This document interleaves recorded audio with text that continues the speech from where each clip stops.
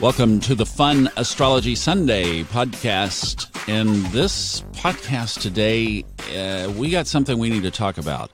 I have my eye on a square that is worth note as the sun starts to move itself toward Aquarius.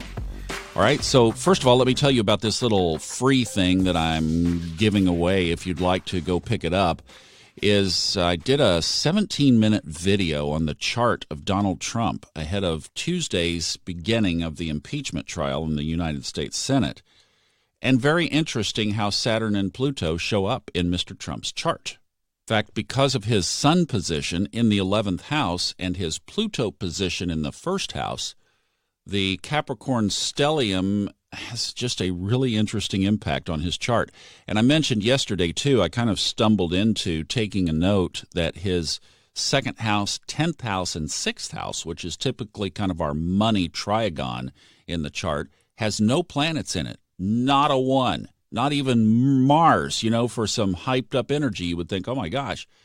So it's interesting how his chart interprets, and that's in the free video. The link is in the show notes. But if you'd like to download that, it's at soulfoodtalks.com/Trump, or just click the link in the show note. All right, let's talk about this aspect today. First of all, just quick business. The moon moves into Sagittarius this evening at 5:40 p.m. Eastern Time. So it moves into fire, where it will find Mars and conjunct it. That'll be fun. All right, and then, of course, Mars is square Venus. So again, I was saying in yesterday's podcast, do something really nice for your love this weekend, because by Tuesday you might be biting his or her head off. Be a little spiky when that moon gets fired up and then hits that square to Venus. Watch out. See, this is where you say, hey, I've been listening to the Fun Astrology podcast, and it's like, we better just be really nice to each other until Wednesday. Then you're on the clear because the moon has sailed into Capricorn by then. But what I really have my eye on is the sun. Sun is at 29 degrees Capricorn, so it is now becoming an Aquarius little sun. It consummates that officially tomorrow morning at 9:48 a.m. 10 till 10 tomorrow morning, we are in Aquarius. But don't you love it when I'm going along? It's like, oh, we're going to be in Aquarius. But, okay, the but is that there is somebody waiting at the door, in essence. Not Mercury. I'm talking about a square with Uranus in Taurus. Yeah, this is significant. So what we have today, even, is this square is in place. So Uranus is at 2 degrees Taurus. So the sun at 29 degrees Capricorn, so 0, 1, 2. I mean, that's a really tight orb, and the sun is headed that way quickly. Now, could we tie Saturn and Pluto to Uranus in this square? Well, that really depends on your view of orbs. If you think that 9 degrees is a little wide, then no.